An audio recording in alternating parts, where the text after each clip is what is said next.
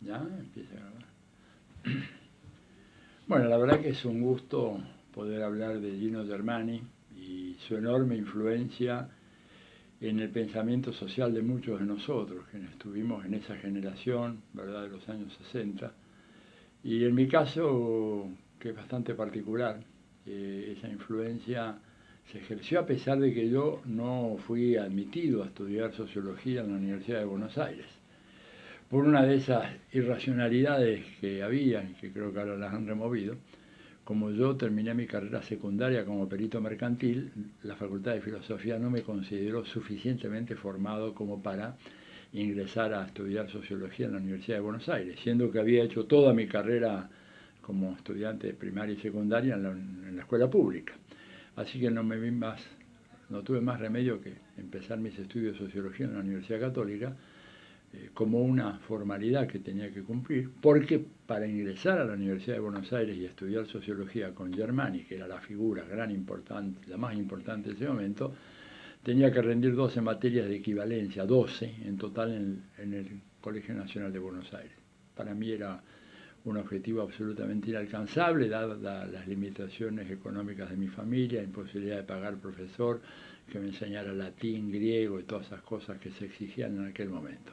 Pero de todas maneras me las ingenié para tomar los cursos de Germani en la universidad, en el departamento de sociología. Primero se hacían ahí en Florida 656 y después la facultad se mudó, ¿verdad? Tuvo diferentes escenarios y la verdad que disfruté mucho los cursos que él hizo. Germani fue un gran innovador, fundó esa carrera, ni bien termina el gobierno peronista con la mal llamada Revolución Libertadora, Revolución Fusiladora es la expresión más correcta, ¿verdad?, luchando en contra de elementos muy tradicionales que estaban enquistados sobre todo en la Facultad de Filosofía y Letras.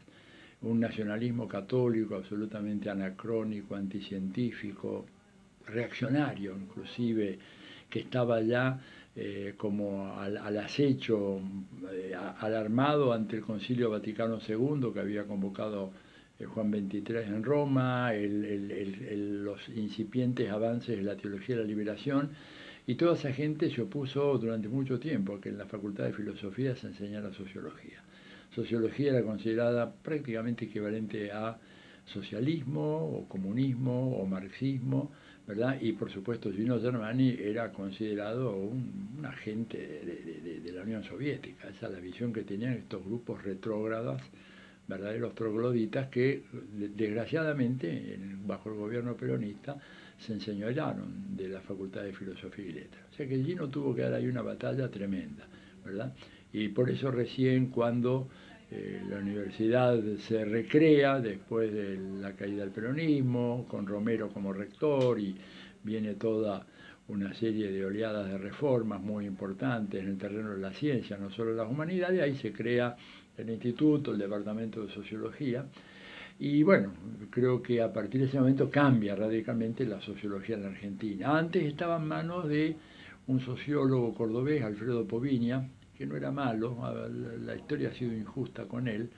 Poviña no era un reaccionario, tampoco era uno de estos católicos como por ejemplo Fernando Arturo Cuevillas. Cuevillas, que era un tipo, era más bien fascistoide, por no decir un facho, que es una expresión desagradable en un medio académico, o inapropiada, y Cuevillas tenía mucha más importancia acá, y en la ciudad de Buenos Aires Poviña era más bien de Córdoba, su influencia en Córdoba y en Tucumán, ¿verdad?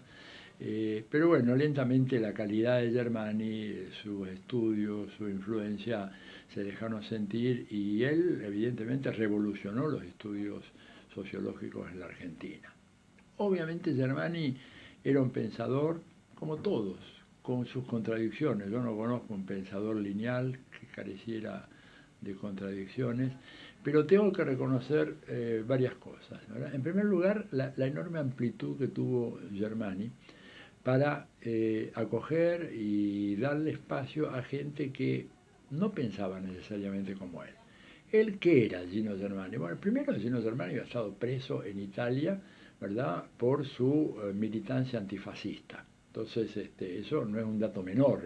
En un ambiente como el que había en la Argentina en los años 50, 55, 60, era un antecedente muy importante. Pero él, en ese sentido, concibió la creación de la carrera como un espacio muy amplio. Ahí tenía gente como, por ejemplo, Norberto Rodríguez Bustamante, que hoy diríamos que es sería un rawlsiano, un liberal igualitarista, ¿verdad? Una especie así, o un socialdemócrata, pero con un anclaje muy firme en la tradición liberal.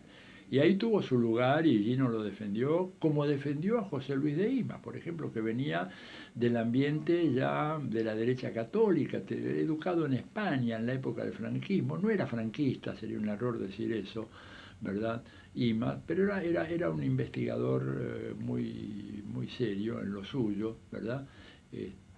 Produjo varios libros y estaba ahí permanentemente en el instituto y enseñando clases, y Germani no ejercía ningún tipo de vigilancia epistemológica, sociológica, teórica con ninguno de ellos. Después tenías gente como Torcuato Di Tella, que venía de una tradición socialdemócrata, laborista inglesa, había estado en Inglaterra en muchos años y estaba formado en la versión más radical del laborismo inglés.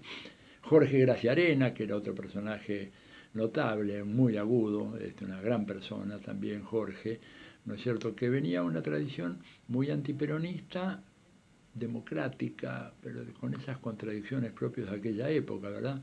Creía en una democracia social, pero había luchado fuertemente contra el peronismo, tenía una concepción errónea, el peronismo como fascismo. Germani fue modificando eso, después me refiero a aquello. Y había un cúmulo de jóvenes, ¿verdad?, entre los cuales sobresalían Miguel Murmis, de una formación marxista, el mismo Pepe Nun, aunque estaba un poquito más en la periferia, pero también bajo la órbita y la protección que Germani le daba a toda esta gente. Estaba Eliseo Verón, ¿verdad?, que luego también desde un planteo muy radical, muy de izquierda, muy marxista, luego se dedicó a temas de semiología y comunicación. Estaba Silvia Sigal, ¿verdad? Y uno de los primer alumnos que se gradúa en el departamento de sociología de la UBA fue Lito Marín, Juan Carlos Lito Marín, con un análisis marxista, etc. La verdad que Germani, me acuerdo yo en sus clases, uno también estaba, alguna otra gente, se me fue el nombre en este mismo momento, pero bueno, ya va a salir. Y él era notable, digamos, la amplitud que había en esas discusiones, y por supuesto las discusiones eran muy fuertes. Y a Germani, digamos, sobre todo los más jóvenes, los criticaban de una manera tremenda. Lo acusaban de muchas cosas, de ser un agente del imperialismo, de difundir las teorías parsonianas en la Argentina y que él no tenía en cuenta las enseñanzas del marxismo, pero lo cierto es que dejaba que otros enseñaran el marxismo, ¿verdad? No había ningún obstáculo en ese sentido. Y realmente yo creo que él, con toda su teoría de la modernización, abre un espacio de discusión muy fuerte, errado a mi manera de ver, lo vimos un poco más tarde nosotros, ¿verdad? Al principio nos causó mucha impresión. Germani era un escritor, un trabajador incansable, un gran investigador, un gran investigador. Me olvidé de decir que, por ejemplo, Ruth Sautú estaba muy vinculada a esa primera camada, igual que Catalina Weinerman, que también estuvo vinculada desde los inicios a la carrera de sociología. Y él con una insistencia muy fuerte en el rigor metodológico, ¿no es cierto?, en la línea del positivismo, del empirismo, digamos, norteamericano, que hay que entenderlo como una lucha en contra de las filosofías mal llamadas espiritualistas, de raigambre católica o fascista directamente, que predominaban en ese momento en la Facultad de Filosofía, y que a mí me parece que eran evidentemente enemigos reales, muy fuertes. Germani en ese sentido yo creo que hizo pegar un salto en los estudios sociales en la Argentina, alentó a toda esta gente, les dio un espacio muy grande y nos equivocó en un punto donde muchos se equivocaron, ¿verdad? Y me refiero, por ejemplo, a la interpretación sobre los orígenes del peronismo. Portantiero, por ejemplo, llega un poquito después a ese lote, ¿no es cierto? Y creo en ese sentido que cuando él discutía sobre el tema con gente que, algunos de izquierda y otros de la versión más liberal, que tendían a identificar el peronismo como un fascismo, él fue muy claro en decir que el peronismo no era un fascismo y estableció una distinción que es válida todavía hoy para el análisis actual de la coyuntura argentina 2019, y es que una cosa es la dirigencia, ¿verdad? Decía Gino, y otra cosa es la base social. Que en la dirigencia del peronismo del 45, en los primeros años, hubiera tipos personas que correspondían claramente a un ideario fascista, no hay la menor duda. Pero lo que él insistía era en el carácter sociológico del peronismo. Y creo que fue uno de los primeros autores que logró captar esa realidad, dándole, ¿verdad?, un contenido que él decía claramente era diferente al que tenía el fascismo originario. Y él lo decía, y me acuerdo que me lo conversó más de una vez, ¿verdad? Él no era muy grande, ¿verdad?, cuando se produce la marcha sobre Roma. Germani nació en 1911. La marcha sobre Roma fue en 1922, tenía apenas 11 años, pero su padre lo llevó y él vio lo que fue la marcha sobre Roma de chico, ¿se acuerda? 11 años, era un chico muy despierto, obviamente, ahí en Roma. Y cuando él vio, porque él estuvo el 17 de octubre del 45, estuvo en la Plaza de Mayo, es decir, no es que le contaron la película, él la vio, estuvo ahí, y a mí siempre me decían, no tenía absolutamente nada que ver, dice, la marcha sobre Roma fue una cosa militarizada, venían marchando como si fuera un ejército uniformado, etcétera. Lo otro era una irrupción plebeya, ¿verdad? Diría hoy, por ejemplo, García Linera, totalmente descontrolada, desorganizada, sin claros liderazgos, ¿verdad?, muy confusa, tumultuosa, nada que ver. Y además la composición social. Los de Roma era realmente esa pequeña burguesía italiana atemorizada ante los resultados de la guerra, las crisis de la posguerra y lo que significaba, digamos, la irrupción con fuerza de los socialistas y los comunistas. En cambio, acá en la Argentina no había nada de ese tipo, la composición social era completamente diferente y los sectores medios, las capas medias, claramente se pusieron en contra de aquel fenómeno. Bueno, yo creo que es un acto de justicia reconocerle a Germani eso, así como reconocer un punto que siempre nos llamó la atención, y es que había en Germani una especie de dualidad. Por una parte, sobre todo en aquella época, hablo de la época argentina, porque luego viene la época de Harvard y más tarde la de Italia.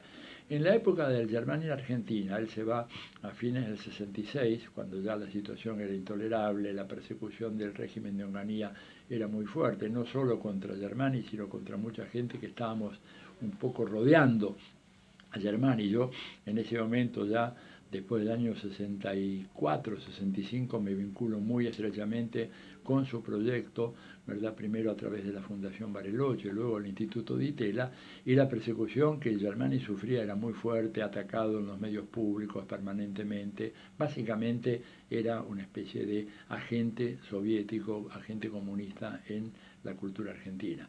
Y bueno, eso de alguna manera lo motivó a irse. Pero bueno, en esa fase de Germani en la Argentina, lo que era notable era, por una parte, el modelo teórico que él utilizaba, que era básicamente el modelo del estructural funcionalismo norteamericano, aunque él conocía muy bien la literatura marxista.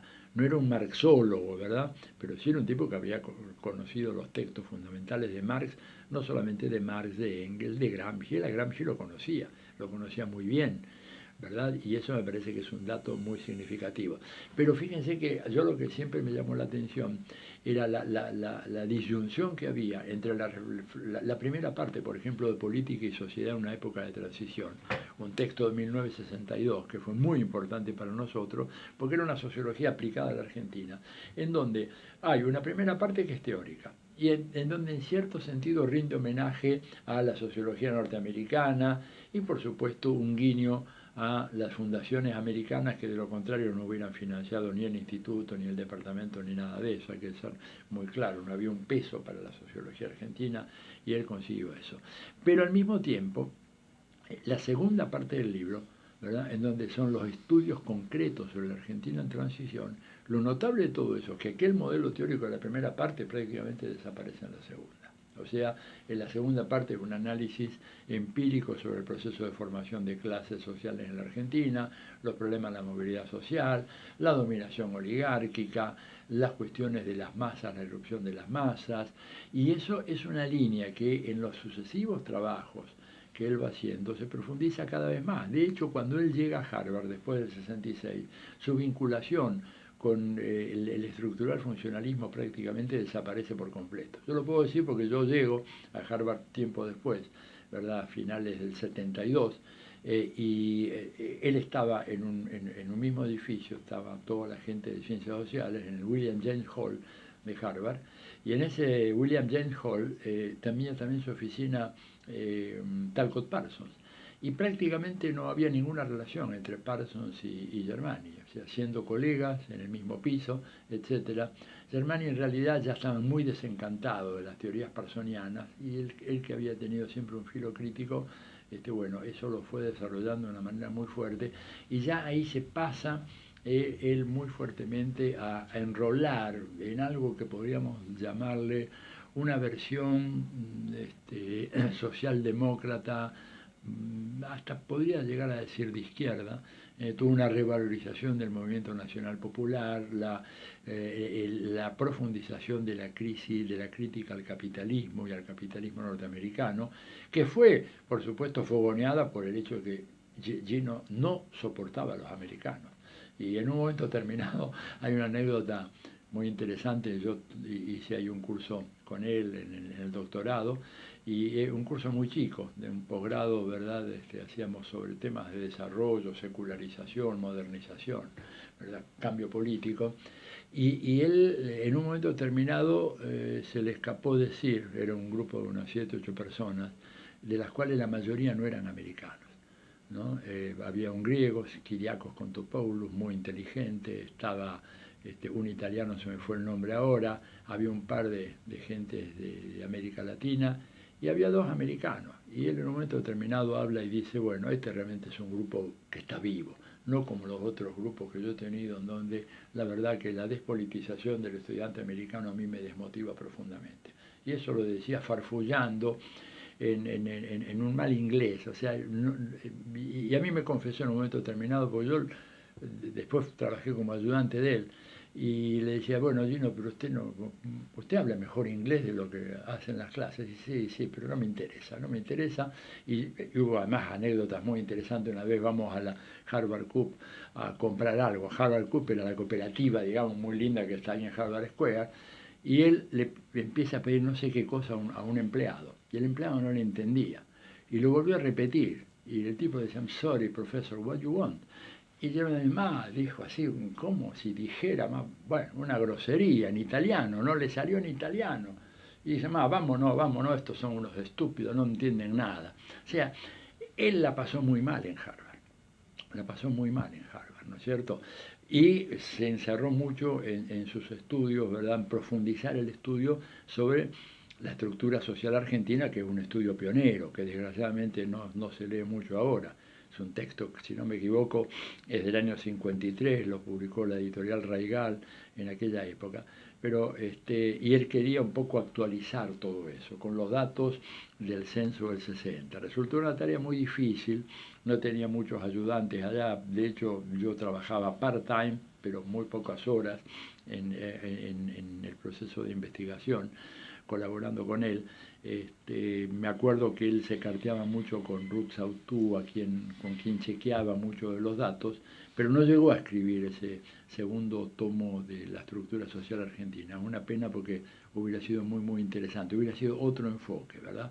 Y ahora que digo todo esto, no me puedo olvidar de la enorme tarea que hizo Germani también como asesor de la editorial Paidós, en promover junto con Enrique Butelman la modernización de la literatura sociológica que existía en la Argentina. Ese fondo editorial de Paidós fue muy importante para todos nosotros, y creo que, bueno, Germani ahí tuvo un papel decisivo para hacernos conocer a toda una serie de autores que, bueno, en Argentina en aquella época no llegaban, es decir, se estudiaban en algunas cátedras Ortega y Gasset, ¿verdad? O algunos otros autores, y eso de alguna manera importante también ponerlo en su haber, junto con la tolerancia que tuvo con gente que después lo criticó muy acerbamente. Ahora, lo que es interesante es que muchos de sus más acerbos críticos luego terminaron en la derecha.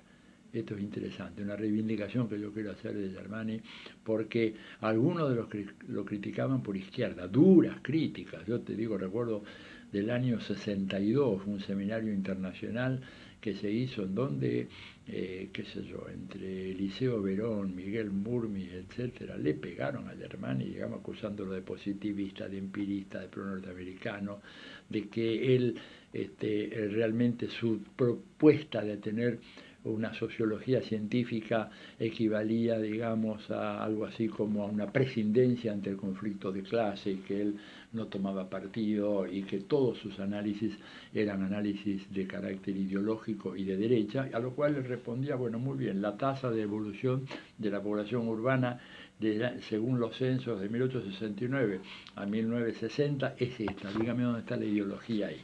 Entonces, bueno, había, y él defendía muy ardorosamente, lo que a mí me sirvió mucho para que enrolarme en un marxismo fuertemente orientado hacia la investigación empírica y muy sospechoso de la especulación pseudofilosófica, en la cual después cayó una buena parte del marxismo y que Perry Anderson recoge en su libro, ¿verdad?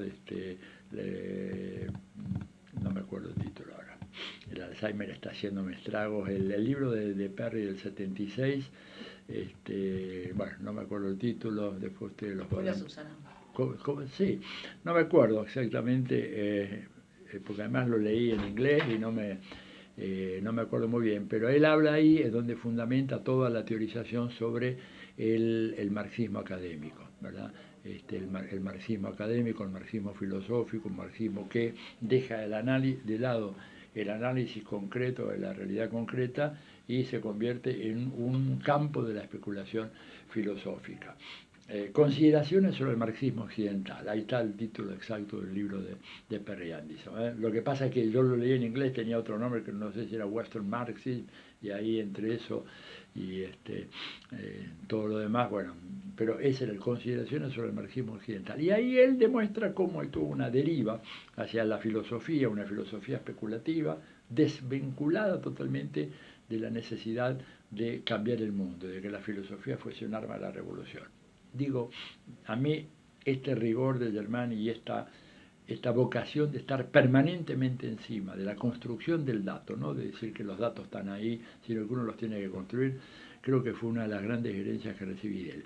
Y digo, la última etapa de su vida, que Harvard y después Italia, en Italia lo ningunearon de una manera realmente repugnante. Él tendría que haber sido recibido con todos los honores en Italia, pero lo recibieron muy mal y solamente pudo enseñar en la Universidad de Nápoli, ¿no es cierto? Y no sé si en alguna otra, incluso más chica, a pesar de tener una amistad con algunas personalidades de la vida académica italiana, pero las pequeñas rencillas, los odios, la venganza, no le perdonaban haber sido un gran profesor en Harvard, un hombre que tuvo ahí una figuración muy, muy importante, haber sido un gran promotor de la sociología latinoamericana, no nos podemos olvidar de eso. Germani fue de alguna manera un propulsor de los estudios comparativos y de América Latina. Digo yo, mi vocación latinoamericana en gran medida se origina también en esa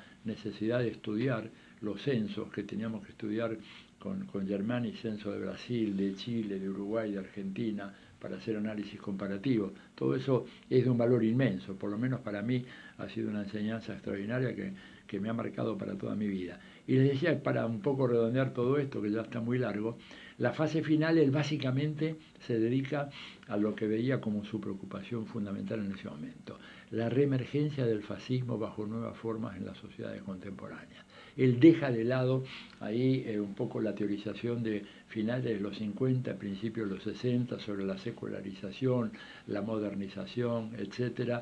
Y aparece con mucha fuerza la idea de que estas sociedades lentamente van retornando hacia un nuevo tipo de fascismo, que no va a tener el componente clásico que tuvo en los casos de Italia, pero la concentración del poder, en manos de grandes factores económicos, la estatización de la vida política, ¿verdad?